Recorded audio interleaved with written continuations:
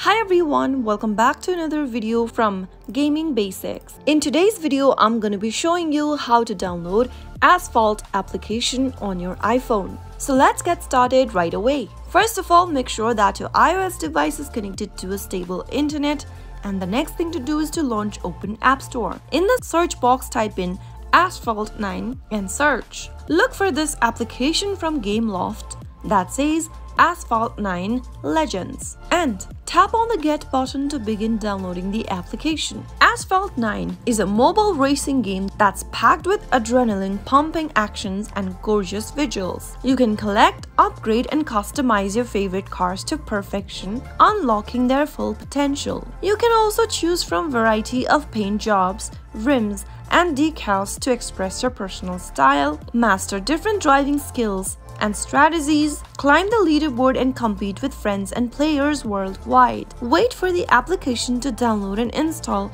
which might take several minutes, and you will be able to download and install and start playing Asphalt 9 from your iPhone. So that's how easy it is. If you found the video to be helpful, go ahead and give us a thumbs up. Don't forget to subscribe to the channel by hitting the subscribe button.